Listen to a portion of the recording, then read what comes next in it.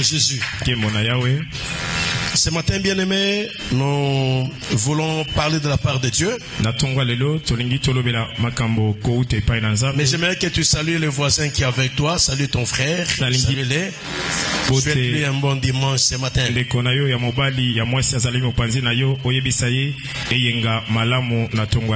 Gloire au Seigneur. Celui qui nous a réunis, c'est lui. Celui qui nous a réveillés, c'est lui. Et chaque matin, il renouvelle sa bonté à notre égard. Alléluia. Amen. Et s'il y a quelqu'un qui acclame pour la gloire de Dieu.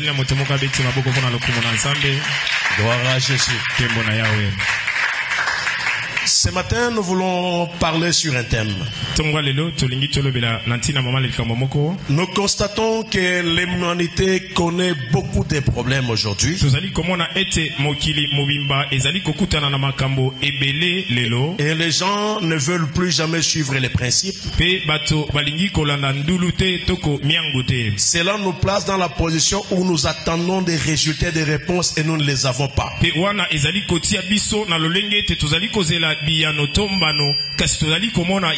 Nous sommes incapables de développer une relation directe avec le Seigneur. Nous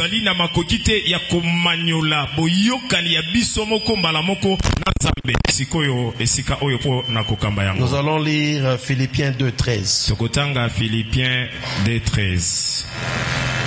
Si tu as ta Bible, Philippiens, le 13e verset.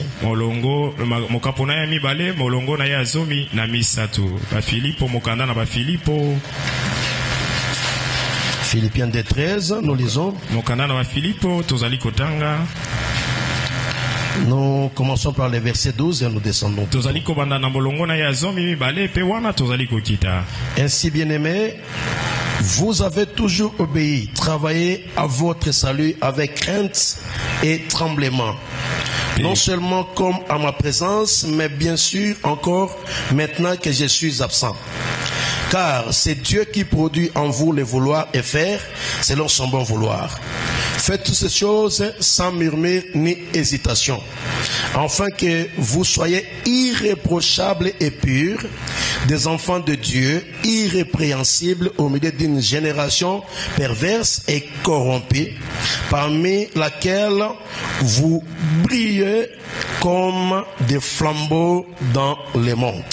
Nous acclamons cette parole de Dieu. Si tu as un souligneur, tu vas souligner irréprochable et pur. Et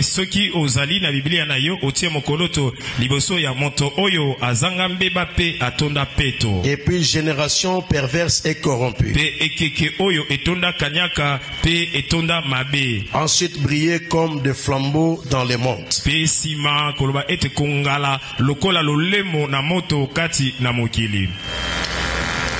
Alléluia. Amen. La Bible dit que vous soyez une génération pure, que vous puissiez paraître pur. Dans une génération corrompue. Dans une génération perverse. Que vous apparaissiez irrépréhensible et irréprochable. Dans une génération corrompue et perverse. Ici, je veux que tu comprennes que le Seigneur veut que tu puisses être pur. Dans une génération corrompue, l'humanité connaît trop de transformations. Nous sommes dans une mauvaise génération. Et notre génération, les péchés ont pris une vitesse. Et tout se fait rapidement. À l'époque, pour que quelque chose avance, il fallait qu'il y ait les journaux. Il fallait que ça passe à la télévision. Mais aujourd'hui, tu peux ne pas voir la télévision. Rien qu'à cause de ton portable. Tu as une information à la minute. Nous sommes dans une génération où la vitesse est en train d'avancer. Nous sommes dans une génération où tu peux être ici, mais tu communiques et tu vois quelqu'un ailleurs.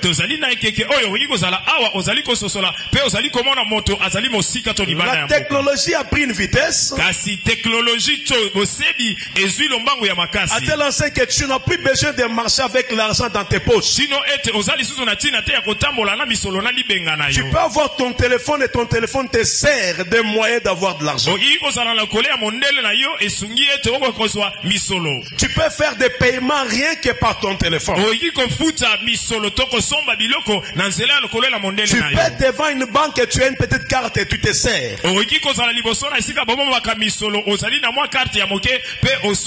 Une génération où l'homme commence à rentrer en arrière et la technologie prend de l'avance. Nous sommes dans une génération où le monde commence à être centralisé dans le contrôle.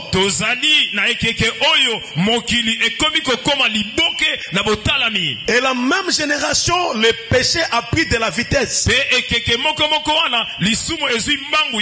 Nous sommes dans une génération où les personnes ne se gênent plus de pouvoir envoyer des images impropres.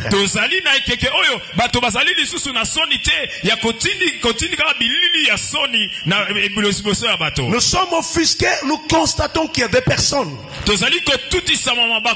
que vous connaissez comme des personnes honorables qui peuvent être des ministres, qui peuvent être des gouverneurs, qui peuvent être des cadres de la nation, mais qui n'ont pas honte de se rabaisser au rang de la bestialité. Nous avons des personnes qui tiennent à diriger l'humanité, qui veulent diriger le monde, mais quand tu les regardes, il n'y a rien de normal en eux. Et l'humanité acclame. Nous sommes dans une génération détruite. Dans cette nation, j'étais plusieurs fois offusqué par le comportement des cadres.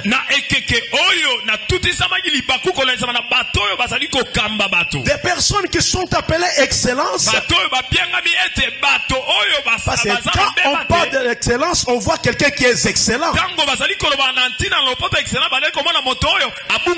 qui est irréprochable, dont le comportement est mieux coté. Mais curieusement, c'est des mêmes personnes où nous voyons un gouverneur aller avec sa secrétaire.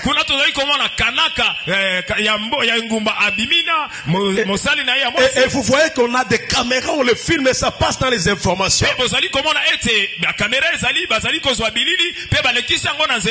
Nous avons des ministres qui se déshabillent, qui laissent des images circuler sur Internet. Nous avons des journalistes incapables de se contenir, alors que ce sont des personnes honorables, des gens qu'on pouvait respecter. Nous sommes dans une génération perverse où il n'y a plus de moralité. Nous sommes dans une génération perdue où ce qui est impur devient normal, où les gens commencent à normaliser les choses qui sont impropres. Nous sommes dans une génération où il n'y a plus de mœurs. Nous sommes dans une génération où il n'y a plus le respect de la parole de Dieu. Une génération où les nations autorisent des mariages gays.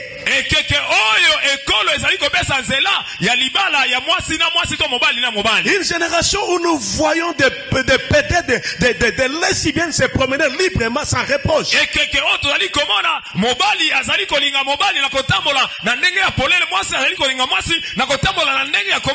ne sais pas si tu réalises que tu vis dans quelle génération.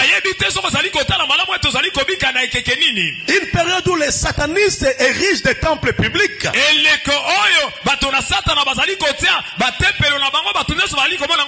Où nous avons les prédicateurs des diables et de Lucifer en personne. Nous sommes dans une génération où nous avons des gouvernements dans le monde où le premier ministre s'est marié à un homme. Et lorsque les hommes se promènent avec les premières dames, lui se promène avec son je ne sais pas si c'est son copain, si c'est sa femme ou son mari.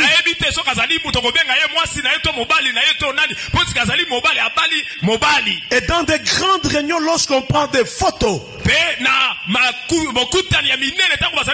entre les épouses des honorables et des ministres,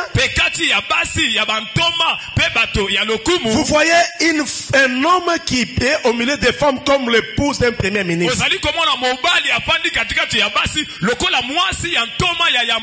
Plus grave encore, il y a même des églises qui commencent à célébrer les mariages entre hommes et hommes, femmes et femmes.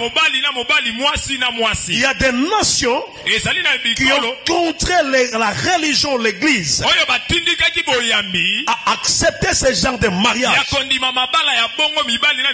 Nous sommes dans quelle génération? Une génération où les gens ne craignent plus rien. Où nous trouvons les mélanges même dans l'église. On nous parle de la sanctification que lorsqu'on tient le micro. Mais une fois qu'on a quitté le micro, on est un homme ordinaire. On peut faire des choses comme tout le monde le fait. Nous sommes dans une génération où même les enfants de Dieu sont devenus des pervers. Personne ne craint Dieu. Il n'y a plus la crainte. Les gens se sont familiarisés avec l'impureté. Nous sommes dans une génération où le flambeau s'est éteint. Nous sommes dans une génération où les mœurs ne sont plus comprises. Nous traversons la plus mauvaise génération. Ceci est comme au temps de Sodome et Gomorrhe. Ceci est comme au temps de Noé. Où lorsqu'on parlait aux gens, les gens ne croyaient pas. Lorsque Noé parlait, les gens ne croyaient pas. Mais jusqu'aujourd'hui, il y a des preuves que le déluge avait eu lieu. Parce que les enquêteurs retrouvaient sous la terre des véritables constructions. Ce qui atteste qu'il y a eu des gens qui ont habité l'humanité avant nous. Mais nous sommes en train d'avancer dans quelle génération? Et aujourd'hui les chrétiens se confondent aux païens. La chrétienté n'est devenue qu'un slogan. Je suis chrétien, je vais être chrétien. Mais le vertu d'une chrétienté, vous ne l'avez pas. Nous sommes dans l'église parce qu'on a un besoin. Tout ce que nous voulons avoir de Dieu, c'est lui demander quelque chose. Une fois que la prière a commencé, on commence la demande. Nous venons dans la présence de Dieu avec des intérêts. Notre problème, que Dieu puisse résoudre notre affaire. Mais nous n'avons pas besoin de lui. Je veux que Dieu me bénisse. Je veux que Dieu me guérisse.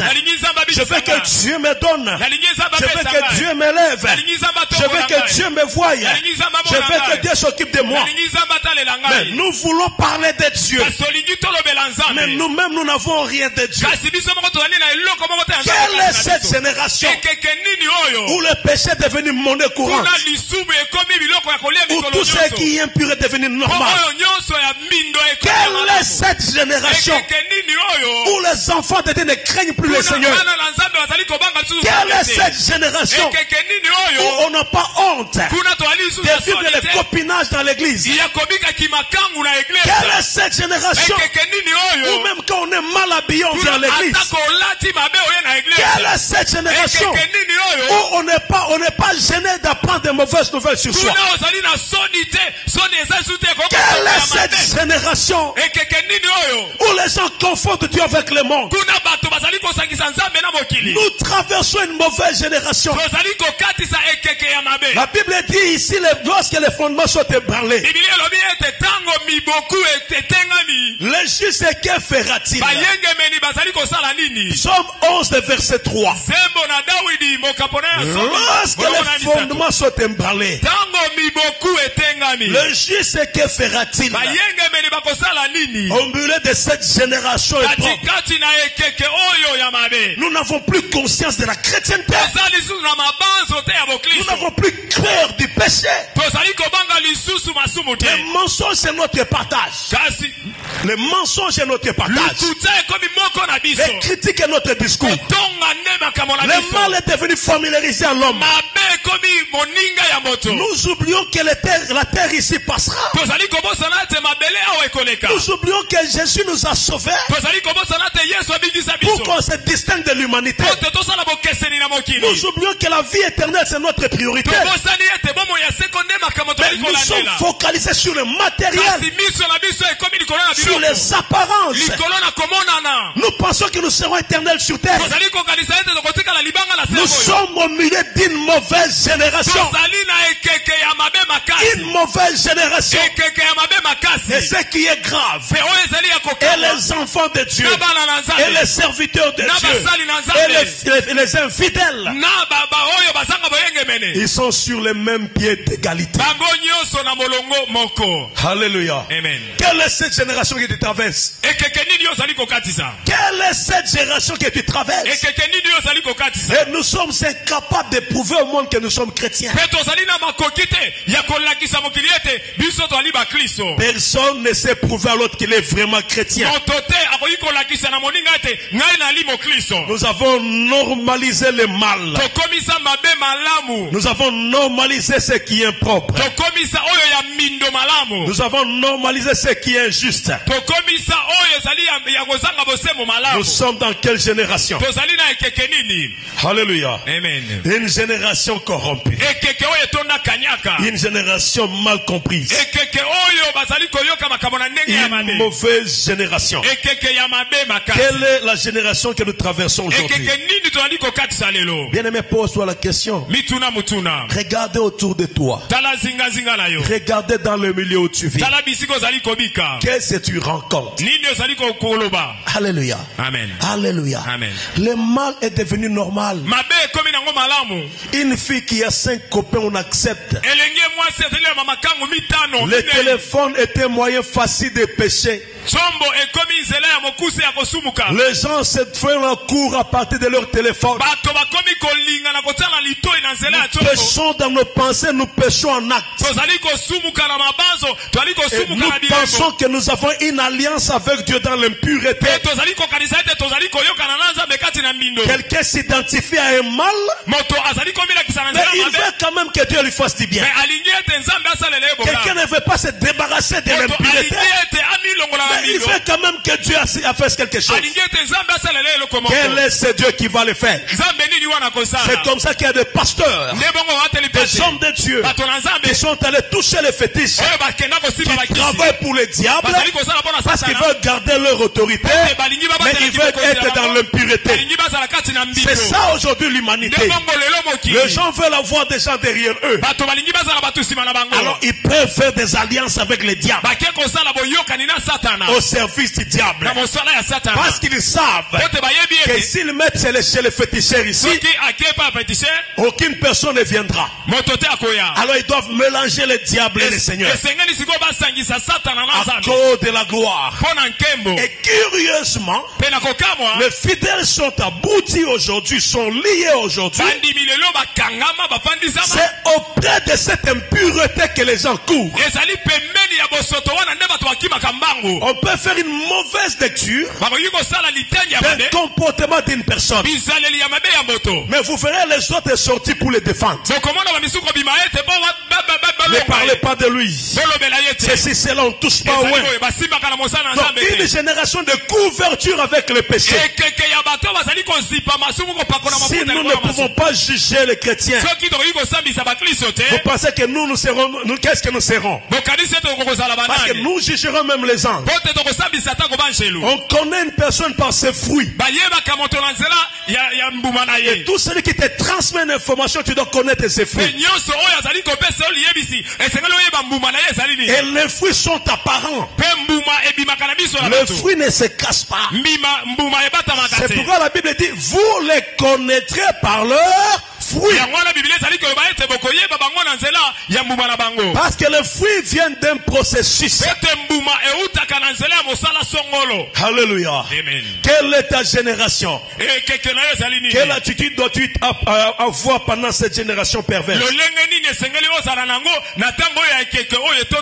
Quel est ton vrai comportement pendant ce temps? L'humanité rencontre de véritables problèmes. Je rappelle le verset 15 de Philippiens qui dit,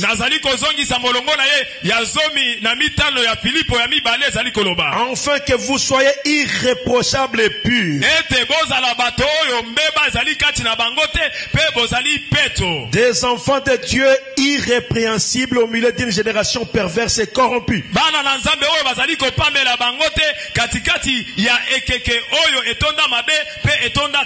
parmi laquelle vous brillez comme des flambeaux dans le monde. Alors je veux que tu comprennes une chose, que tu dois te conformer à Christ. Parce que nous devons être purs dans cette génération impure. Je préfère que tu sois seul contre tous, pourvu que tu gagnes Jésus. Vaut mieux gagner Jésus seul que gagner la gloire de tout le monde. Vaut mieux être avec Jésus que d'avoir le respect de l'humanité. Nous devons gagner Jésus. Tout faire pour que Jésus soit gagné en nous. Dans cette génération impropre et impure, toi tu dois être pur. Et j'ai dit à quelqu'un, tu es appelé à la pureté. Tu es appelé à vivre la pureté. Tu dois être irrépréhensible. Tu dois prouver aux yeux de l'humanité que tu es un chrétien. Le chrétien, c'est quelqu'un qui connaît un changement. Alléluia. C'est pourquoi vous verrez que dans le livre de Lévitique 11:45, la Bible dit, vous serez saints car je suis saint. Le Seigneur dit, vous devez être saint parce que lui-même est saint. Nous ne pouvons pas traiter avec un Dieu saint alors que nous ne sommes pas saints. Comment peut-on dire à Dieu que toi tu es notre Dieu alors que nous ne sommes pas saints? Nous sommes dans le formalisme d'apparence. Ce qui fait que nous vivons la chrétienté des lèvres. Et alors que le cœur est loin, tu trompes qui tu te trompes toi-même. Tu ne trompes personne de toi-même, tu es capable de te tromper. C'est comme ça que quelqu'un qui est dans l'impureté se trompe dans une fausse foi chrétienne. Et il prie pour croire que Dieu l'écoute. Alors qu'il sait que le principe de Dieu, tu ne peux pas t'écouter dans l'impureté. Nous n'avons plus honte de crier le nom de Dieu sans contrôler notre propre vie. Le mensonge est devenu la monnaie courante. On se trompe même soi-même. On trompe Dieu, on trompe les hommes, on se trompe soi-même. Tu n'as jamais trompé personne. Tu te trompes toi-même. Une génération perverse, une génération perdue, une génération tordue. Non, c'est pourquoi la Bible dit que Dieu est saint. Et nous aussi nous devons être saints. Parce qu'il est saint. Il ne peut traiter qu'avec ceux qui sont saints. C'est pourquoi je parlerai quand même de la notion de saint, de la sanctification. Dans l'ancienne alliance, la sanctification, le fait d'être saint, amenait un processus de purification. Les gens devaient entrer, devaient donner des sacrifices pour être purifiés. Il y avait des cérémonies de purification. Il y avait des offrandes de purification. Il y avait même un processus qui était reconnu uniquement au souverain sacrificateur. Il était le seul qui entrait dans le temple pour pouvoir faire les sacrifices. Et comme il entrait dans un lieu saint, on devait se rassurer de sa sainteté. Parce que le souverain pouvait entrer dans le lieu très saint et mourir.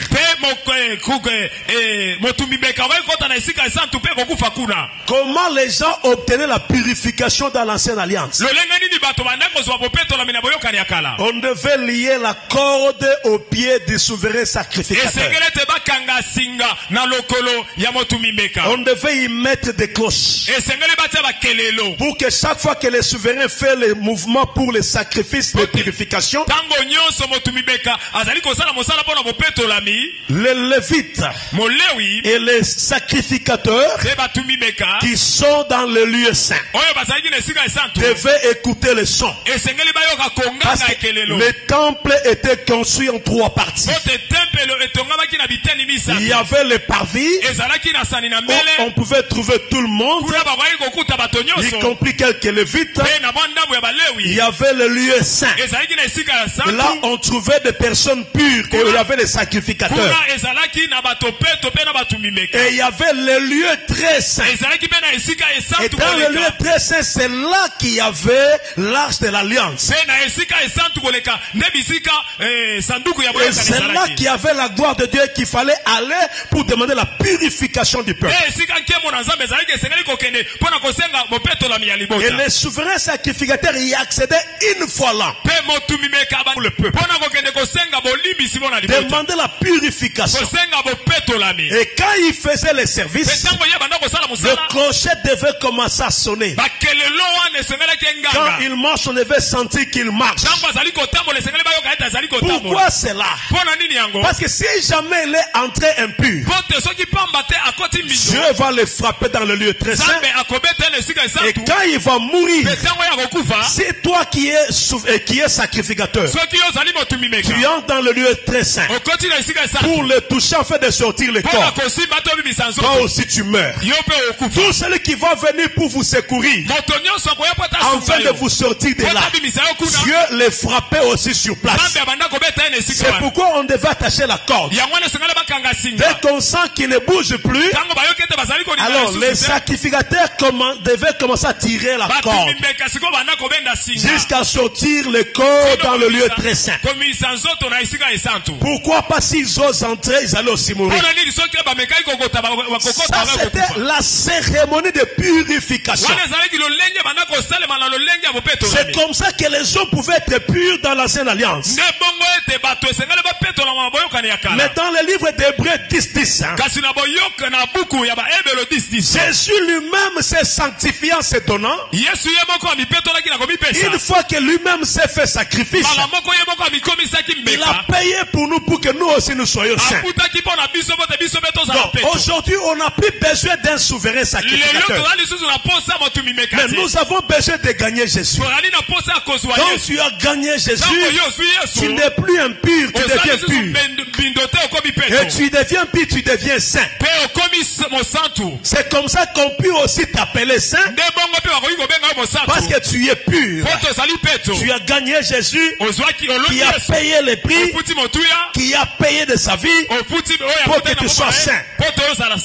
Alléluia. Amen. Notion de la sainteté.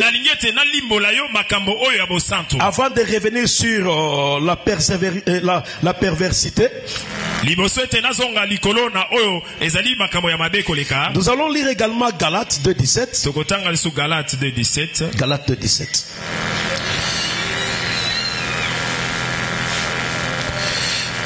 Voilà ce que les Écritures disent.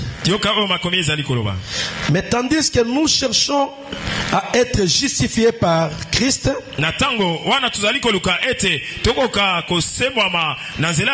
si nous étions aussi nous-mêmes trouvés pécheurs,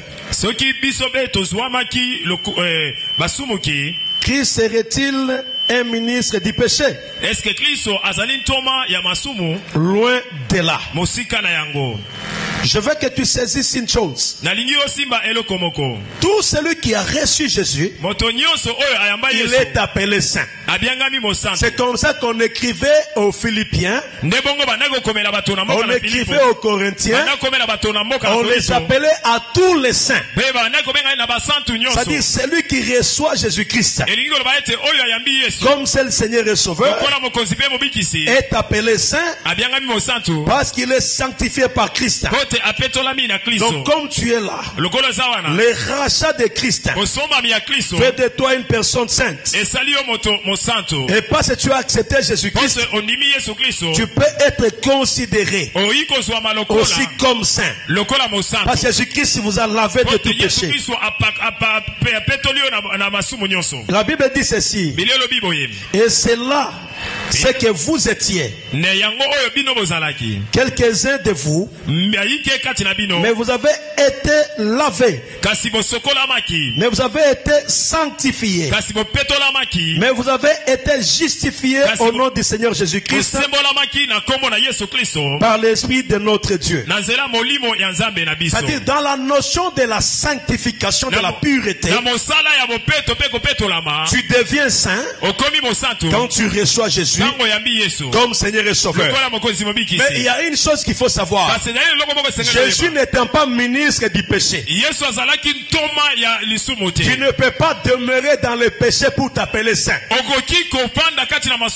Mais dans la notion de la sainteté, comme on peut te dire Saint Pierre, Saint Jean, ici, les saints ne sont pas des gens qui sont morts. Les saints c'est comme toi, c'est moi. On peut nous appeler les saints. Nous sommes des saints. Comme les serviteurs de Dieu sont là, ils sont des saints. Toi tu es là, tu es un saint. La Bible nous appelle des saints. C'est-à-dire le fait d'accepter Jésus-Christ, nous devenons des saints parce que nous sommes sanctifiés par lui. Il a payé le prix de la purification. Il est entré une seule fois dans le lieu très saint où il a donné son corps en fait de nous racheter. Et de ce fait, nous devenons aussi aussi des saints. Alors tu peux t'appeler saint par les gens qui sont morts. Mais toi, tu peux t'appeler saint. Est-ce que quelqu'un peut se dire je suis saint? Est-ce qu'il y a quelqu'un qui peut dire à son nom je suis saint? C'est comme moi je dis je suis saint Katimbaï. Donc je suis saint. Si ton nom dit tu es aussi saint. Si les gens de Corinthe étaient des saints, pourquoi toi tu ne seras pas saint? Si les gens de Philadelphie étaient saints, pourquoi toi tu ne seras pas saint? Si les gens d'Éphésie étaient saints, toi aussi tu es un saint. Alléluia. N'appelez pas seulement Saint Joseph, Saint Pierre. Pas les morts. Les saints ici ce sont des gens vivants. Ce n'est pas quand on meurt on devient saint. La Bible appelait les saints les gens qui étaient purifiés, rachetés par Jésus. Et ceux qui ont accepté Christ. Mais alors dans le niveau de la sanctification, nous avons deux types de sanctification. Nous avons la sanctification par les rachats. C'est-à-dire parce que tous ceux qui sont nés de Dieu peuvent être appelés saints. Et les saints, ce sont des gens qui dégagent la bonne odeur de Dieu. Ce sont des gens qui font la différence et qui ne restent pas dans l'infidélité. Et la première notion des saints, ce sont les gens qui sont mis à part. Les gens qui se sont mis de côté pour le service ou pour l'œuvre de Dieu, ou ceux qui ont accepté le Seigneur. Et ces gens dégagent une bonne odeur. Ils sont appelés les saints. Alléluia. Tu vérifieras cela dans 2 Corinthiens 2:15. Nous sommes des saints et nous dégageons l'odeur qu'il nous faut. 1 Corinthiens 6:1 aussi t'amènera à comprendre ces choses. Et Colossiens 1:12 dit, par Dieu nous avons reçu la possibilité d'avoir part à l'héritage des saints. C'est-à-dire comme nous sommes les enfants de Dieu, nous avons accepté le Seigneur. Colossiens 1:12 dit que nous avons reçu par Dieu l'héritage des saints. C'est-à-dire nous sommes devenus des saints, c'est notre héritage des saints. Je suis saint parce que j'ai reçu Jésus. Je suis saint parce que j'ai hérité cela. Alléluia. Amen. Mais quand on dit tu es saint, ce n'est pas pour autant dire que tu ne commets pas les péchés. Tu peux toujours trébucher. Mais le fait que tu as accepté Jésus et que tu es mis à part et que tu reviens devant lui, tu n'es pas ôté dans le camp des saints. Alléluia. C'est pourquoi je t'appelais aussi saint. Mais je veux que tu saches une chose. Mais la sanctification c'est un processus. La première chose, on est saint quand on reçoit le Seigneur. Mais la deuxième forme de la sanctification c'est un processus. Parce que Romains 1:7 dit vous êtes appelés à être saints. C'est-à-dire vous êtes appelés. C'est-à dire quand tu as reçu Christ, tu ne restes pas dans le ministère du péché. Tu vas progresser vers la sanctification. Parce que Dieu t'a appelé à être saint. Nous sommes appelés à être saints. C'est-à-dire la sanctification est un processus. Et chaque jour nous tendons vers la perfection. Nous refusons ce qui est impropre. Nous refusons ce qui est impur. Et nous tendons vers la sanctification. Un vrai enfant de Dieu, il sait que la sanctification La sanctification est un processus et que lui-même doit travailler pour atteindre la dimension de la sanctification. 2 Corinthiens 7.1. 2 Corinthiens 7.1. Ayant donc de telles promesses, bien-aimés, purifions-nous de toute souillure de la chair et de l'esprit, en achevant notre sanctification dans la crainte de Dieu. C'est ça, Paul exhorte, il dit purifions-nous de toute souillure de la chair et de l'esprit. Donc la chair amène la souillure, l'esprit aussi peut rendre quelqu'un impur. Mais Paul dit, nous devons nous purifier pour achever la sanctification dans la crainte de Dieu. C'est que la sanctification n'est pas achevée. La sanctification est un processus. Nous devons nous purifier. Notre corps, notre âme, notre esprit, nous devons nous purifier de toute souillure de la chair et de l'esprit, en fait d'achever la sanctification, en fait d'achever le processus de la purification. Nous sommes appelés à nous purifier. Cela veut dire que la sanctification est progressif. Il y a deux types de sanctification. La première, c'est quand tu reçois Jésus, tu lui donnes ta vie, tu es mis à part, on peut t'appeler saint. Mais la deuxième, c'est quand tu es dans le Seigneur, tu dois te dépouiller de l'impureté, tu dois te purifier chaque jour, à chaque instant, pour que tu achèves la sanctification. C'est pour dire que la première étape n'est pas finie, n'est pas une fin en soi. La vraie sanctification nous amène dans cette deuxième étape où nous devons nous purifier, nous dépouiller des souillures pour être appelés saints. Alléluia. Amen. Alléluia. Amen. Alléluia. Amen. Tu es saint, oui. Mais il y a deux types de sanctification. Celui qui s'est purifié et celui seulement qui a reçu Jésus qui reste saint. Qui ne comprend pas qu'il doit se purifier pour achever. Achever veut dire quoi? C'est terminer le processus de la sanctification. Alors ne sois pas à moitié saint, tu dois être totalement saint. Alléluia. Amen. Est-ce que quelqu'un me comprend? Alors dans le principe de la sanctification, nous avons les obstacles. Les obstacles que nous avons un, c'est le monde. Deux, c'est la chair. Trois, c'est le diable. Ce sont ces trois choses qui nous empêchent d'achever notre purification, d'achever notre qualité de la sanctification. Le monde, la Bible veut que nous puissions mourir des péchés. Galates 6.14 nous demande de mourir de nos péchés. Donc nous devons vivre en Christ et nous considérer comme morts dans les péchés. Quand tu acceptais Jésus, on t'a appelé saint. Le Saint-Esprit marche avec toi. Tu dois mourir dans les péchés. Donc tu dois mourir.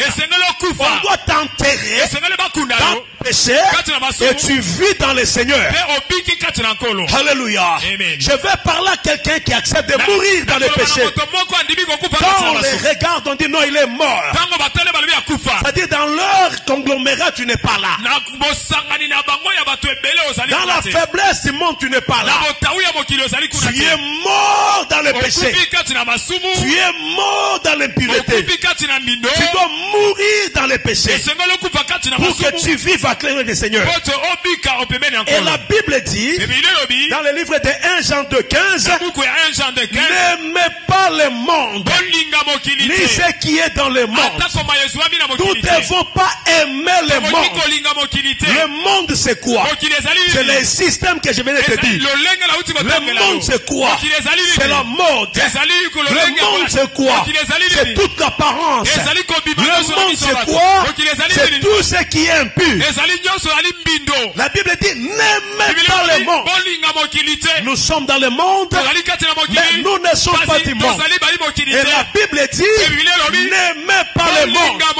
Parce que ceux qui aiment le monde, l'amour de Dieu n'est pas en eux. Tu dois mourir du monde. Tu dois mourir du péché. Tu dois éviter d'aimer le monde. Alléluia. Comment ta vie, ton homme peut être allié au monde? Le monde est l'obstacle qui nous empêche de vivre la gloire de Dieu. Le monde, c'est le système. Le monde, c'est ce que nous rencontrons. Et le monde ne nous permet pas de vivre la grandeur de Dieu. La Bible dit n'aimez pas le monde, ni les choses qui sont dans le monde. Bien-aimé, pourquoi tu es devenu l'allié des péchés? Pourquoi tu es devenu l'allié de l'habillement impropre? Pourquoi tu aimes le monde? Pourquoi tu refuses de mourir dans le monde? Pourquoi tu veux les acclamations de ce monde? Bien-aimé, nous sommes dans une génération perverse. Dans une génération corrompue. Les mœurs sont corrompues. Nos morales sont corrompues. L'humanité est corrompue. Des autorités politiques jusqu'aux autorités religieuses. Les gens ne se gênent plus pour étaler sur le lieu public leur impureté. Non, mais c'est devenu grave. Le monde est perdu. Le monde est un mauvais système. Et toi, tu es dans le monde. Mais la Bible dit tu n'es pas du monde. Nous sommes dans le monde. Parce que nous vivons, mais nous ne sommes pas du monde. Nous devons prouver aux autres que nous sommes des chrétiens par notre réaction, par nos réflexes, par nos paroles, par notre attitude, par notre habillement, par notre démarche, par notre raisonnement, par notre formalité. Nous devons prouver aux hommes que nous sommes réellement des chrétiens. Nous devons prouver aux hommes que nous appartenons à Dieu. Nous sommes dans le monde, mais nous ne sommes pas du monde. Chrétiens, connais-tu ton identité? Chrétien, connais-tu ton identité? Nous avons un problème avec les chrétiens qui viennent devant Dieu parce qu'ils veulent être bénis, parce qu'ils veulent la voir, parce qu'ils veulent être. Les choses que tu vois aujourd'hui, ce sont des choses qui passeront. Le monde et son système passera. Mais toi, tu es un enfant de Dieu, racheté par le grand prix. Le sang a été versé pour toi. Le monde n'est pas ton milieu. Le monde, ce n'est pas ta vie. Nous sommes rachetés. Nous devons prouver aux hommes que nous sommes des vrais chrétiens. Pourquoi il y a une barrière? Pourquoi les choses ne marchent pas? Pourquoi nous ne vivons pas sa main? Ce n'est pas Dieu. Le problème c'est nous. Nous sommes aujourd'hui dans un système d'église rempli de inconvertis. Alléluia. Amen. Il crie le nom de Dieu. Mais un inconverti, il s'est même fait des alliances avec le péché. Il ne veut pas laisser ce qui est propre. Nous sommes dans un monde où le mal est appelé bien. Quel système, mon frère? Et toi, tu es dans ce système. Nous sommes dans un monde. Alléluia. Amen. Les gens voient seulement le mal dans l'impudicité. Il y a beaucoup de mauvaises choses aussi. Les mensonges. Alléluia. Amen. Mais si aujourd'hui, je me mets seulement à contrôler vos téléphones pour voir les différents messages que vous transférez,